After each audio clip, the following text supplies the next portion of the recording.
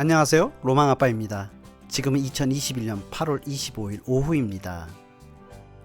일리노이주에 있는 시카고를 둘러보고 계속 미국 90번 고속도로를 타고 뉴욕 맨해튼으로 갑니다. 그럼 다 함께 출발! 나는야 로망아빠 드림파파.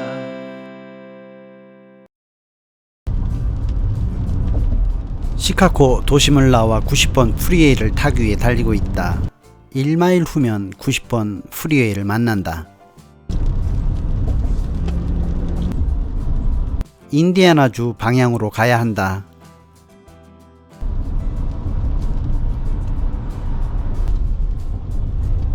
곧 90번 프리웨이로 들어선다.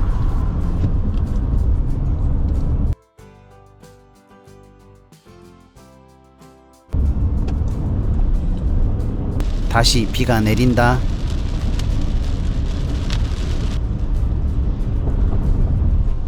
밤이라 잘 보이지 않지만 오른쪽에 Welcome to the Chicago Skyway 표지판이 보인다. 시카고 스카이웨이 톨 브리지로 들어간다. 톨비는 5.90달러이다.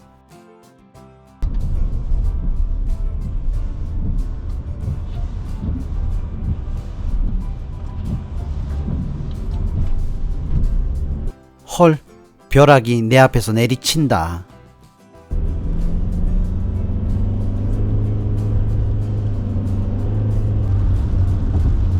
이젠 시원하게 교통 체증 없이 달린다.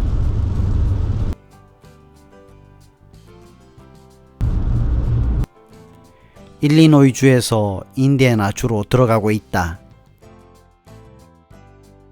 인디애나주는 미국 동부 오데오 남쪽에 있는 주이다. 인디애나라는 이름은 인디언의 땅이란 뜻이다. 위키백과에 이 주의 별명으로 후저라는 단어를 사용한다. 이 단어는 시골뜨기 촌놈이라는 뜻이라고 한다. 그런데도 인디애나 주민이나 인디애나 출신에 대한 별명이라고 하는데 이런 말을 공식적으로 널리 쓰이게 한다는 것을 봐서 인디애나 사람들은 참 마음이 넓은 것 같다. 안타깝게도 인디애나 주를 구경하지 못하고 오늘 밤은 이 주를 지나가야 한다. 다음에 여행해 볼 기회가 있으면 좋겠다. 시카고 스카이웨이를 나가는 톨게이트이다.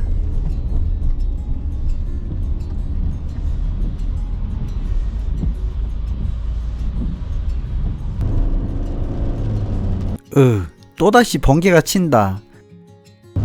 바로 도로가 캄캄해진다. 이 밤에도 고속도로에는 이런 트럭들이 짐들을 싣고 열심히 달린다.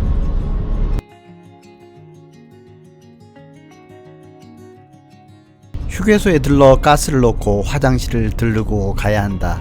출발지에서부터 3시간이 걸렸고 168마일을 달려왔다.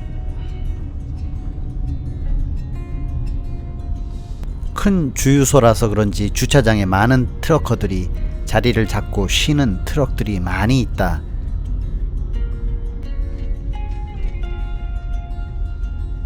지금 현재 시간은 밤 10시 12분이다. 아니, 센트럴 시간대를 넘어 동부 시간대로 넘어와서 밤 11시 12분이다.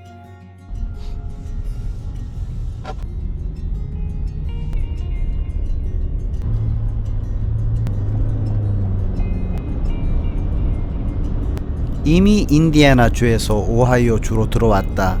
출발지에서부터 4시간이 걸렸고 250마일을 달려왔다.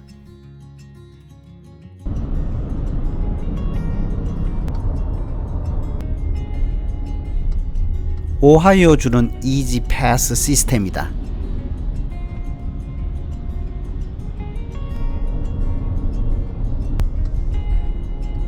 오늘 잠을 자고 갈 러브스 주유소로 들어가고 있다.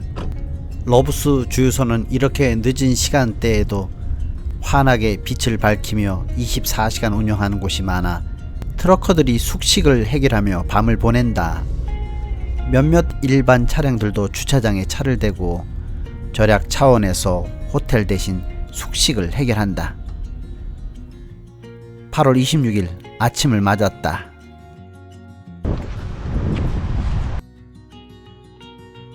현재 시간 오전 8시 36분이다. 출발 시간이 좀 늦었다.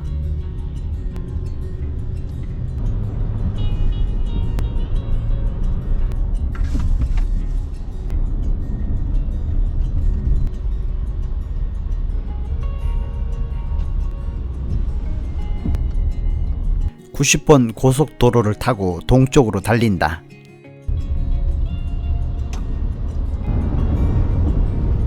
이제 여기서 90번 고속도로와 80번 고속도로로 갈라진다. 80번 고속도로는 왼쪽이고 90번 고속도로는 오른쪽이다. 내 차는 90번 고속도로를 벗어나 뉴욕 쪽으로 가기 위해 80번 고속도로로 가야 한다. 지금부터는 80번 고속도로를 달린다. 휴게소로 들어간다. 아침 출발지로부터 1시간 30분을 달렸다. 뉴욕까지 가려면 동쪽으로 달려야 한다. 휴게소를 떠나기 전 가스를 넣고 가자. 오하이오주는 갤런당 2.969달러이다. 미국에서 휘발유 넣는 방법 좀 보여달라는 분 계시는데, 일단 웬만한 주유소는 거의 셀프 주유소이다. 먼저 신용카드를 넣으면 바로 인식하고 빼라고 한다. 그리고 카드 청구지 주소지에 5자리 우편 번호를 넣으라고 한다.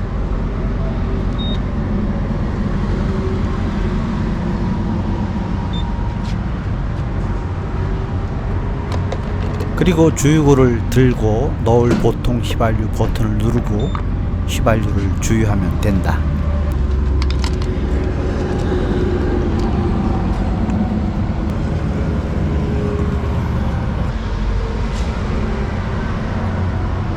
(87의) 버튼을 눌렀더니 저기만 가격 표시가 떠 있다. 주유가 다 끝나면 주유구를 제자리에 꽂고 영수증을 빼면 된다.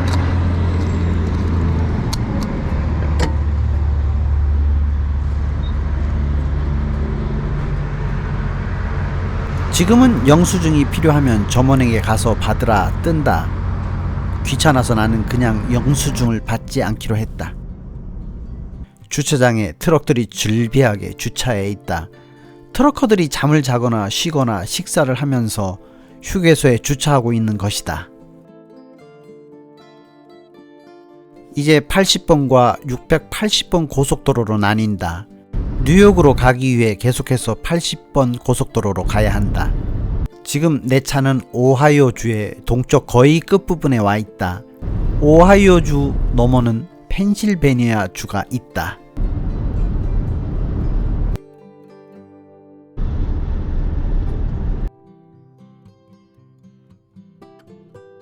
펜실베니아주 웰컴 표지판이 보인다. 펜실베니아주는 미국 북동부의 주이다. 펜실베니아는 미국에서 제1의 탄광지대들 중에 하나라고 한다. 아, 저기 자동차 한 대가 경찰차에 잡혔다. 지난 영상에서도 미국에서 교통 단속에 걸렸을 때 상황에 대해 설명했는데, 저렇게 경찰차에 잡혔을 때 어떻게 대처해야 하는지에 대해 정리해본다. 먼저 경찰차가 내 차 뒤에 경광등을 켜지 않고 따라올 경우 내 차를 잡지 않는다는 것이다. 만약 내 차를 따라오다가 경광등을 켜고 쫓아오면 내 차를 길가에 세우라는 뜻이다. 그 다음 경찰이 세우고 바로 내 차로 오지 않는다. 경찰은 자기 차 안에서 내 차에 대해 조사를 한다. 그리고 차에 대한 정보를 가지고 내 차로 올 것이다.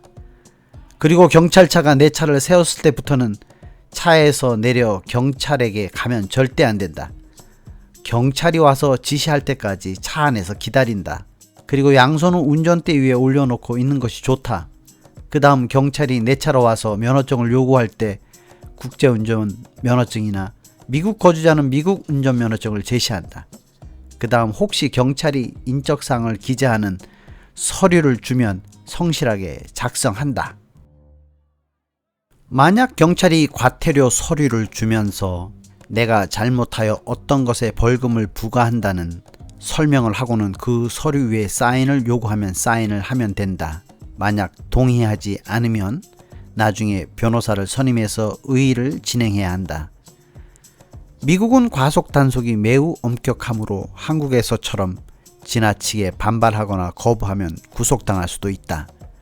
주소지로 고지서가 오면 과태료를 납부한다.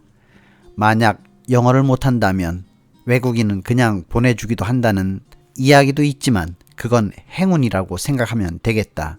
여행하면서 렌터카를 운전하다 범칙금 스티커를 받게 되면 그 비용은 렌터카 회사로 청구된다고 한다. 그리고 렌터카 회사에서는 대납한 비용에 수수료를 더하여 청구한다고 한다. 만약 미국 운전면허를 가진 운전자라면 많은 벌점과 벌금, 보험료 인상까지 당하게 될 수도 있다. 또한 운전자 교육도 받아야 할 수도 있다. 물론 상황에 따라 변호사를 선임해 처리할 수도 있다. 아무튼 제일 좋은 것은 미국은 우리나라보다 벌금이 엄청 세기 때문에 규정 속도를 지키면서 운전하는 것이 최고다. 특히 여행자들은 괜히 기분 좋게 여행 왔다가 과속 딱지 때문에 여행 기분도 상하고 혹시나 큰 사고로 이어질 수 있기 때문에 모두의 안전과 즐거운 여행을 위해 안전운전하는 게 최고다.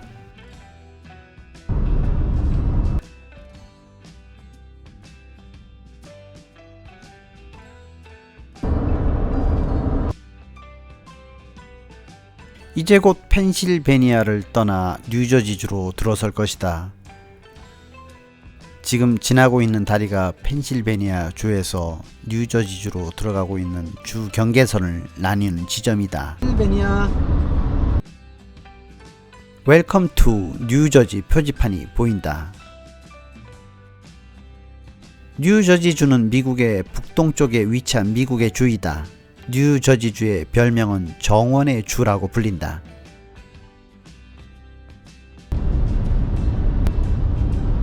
주유소가 있다는 표지판이 보인다. 뉴욕을 들어가기 전 가스를 넣고 가자.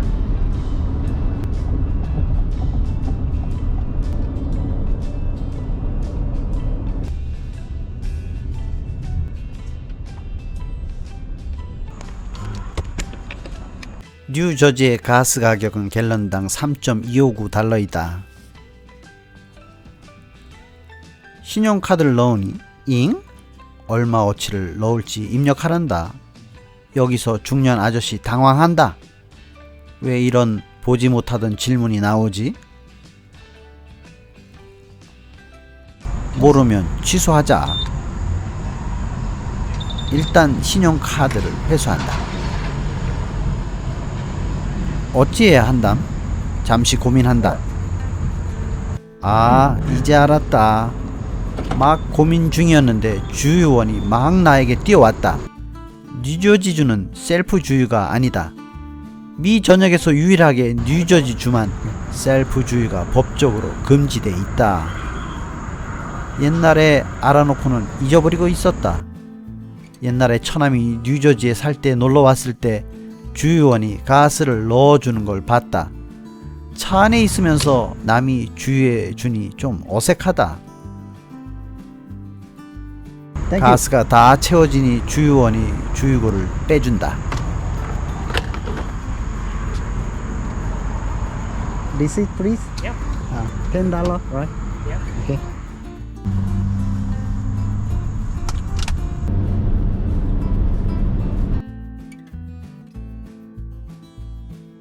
링컨 터널 톨게이트가 나온다는 표지판이다.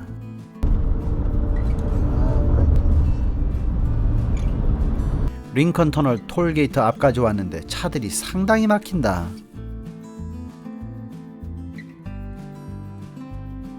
나는 이지패스 키트가 있어서 편리하게 이지패스 라인으로 간다.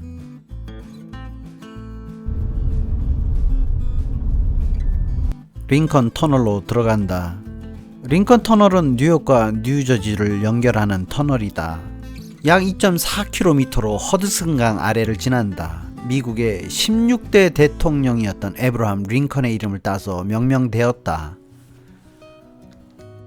뉴욕과 뉴저지주의 경계선을 표시한 곳이 보인다.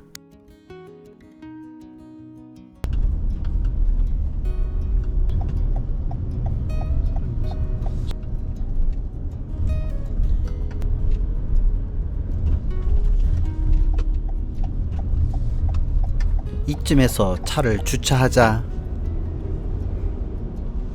길거리 주차를 한다. 지난번 뉴욕에서 주차요금을 너무 많이 썼어서 이번엔 저녁이고 퇴근한 시간이니까 한산한 쪽에 길거리 주차를 해본다. 2시간에 $9를 결제했다. 맨하탄 야경을 보기 위해 엠파이어 스테이트 빌딩에 왔다. 입구인 줄 알았더니 여기는 출구다. 안내원이 돌아가면 입구가 나온단다. 저기 엠파이어 스테이트 빌딩 입구가 보인다. 사람들이 모여 온라인으로 티켓을 구매하고 있다. 나도 온라인으로 $45.73로 구매하고 들어간다.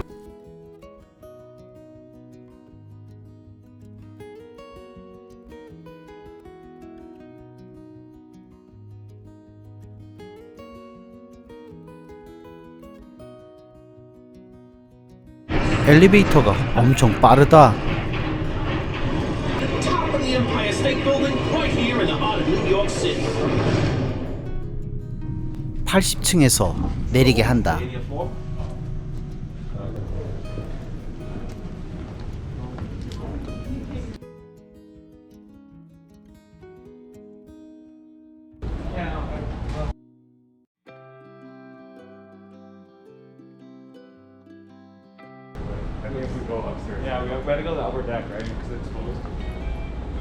벽면마다 유리로 창을 만들어 바깥을 볼 수 있다.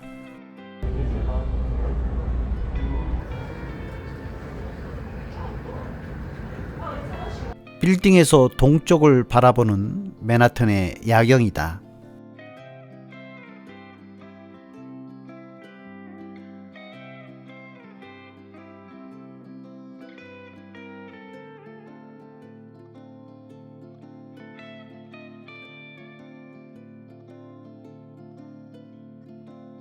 빌딩에서 남쪽을 바라보는 맨하탄의 야경이다.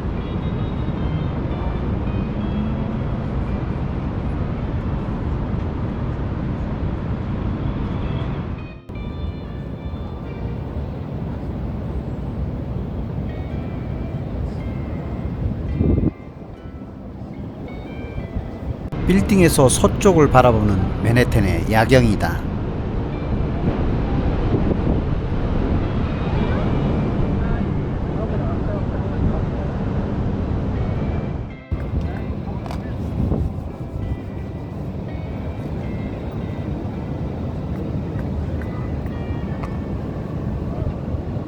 빌딩에서 북쪽을 바라보는 맨해튼의 야경이다.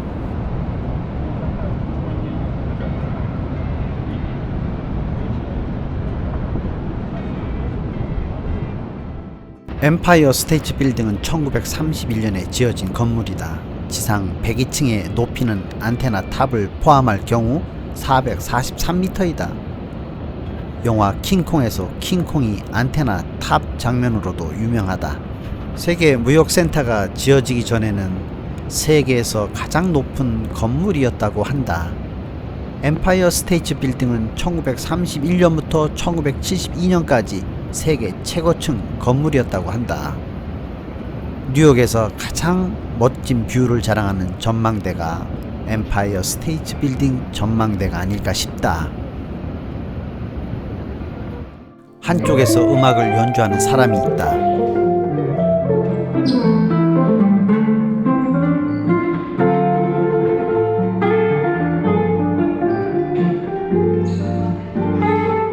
전망대를 둘러보고 내려왔다. 엠파이어 스테이트 빌딩 출구 쪽 로비벽에 이 빌딩의 벽화가 디자인되어 있다.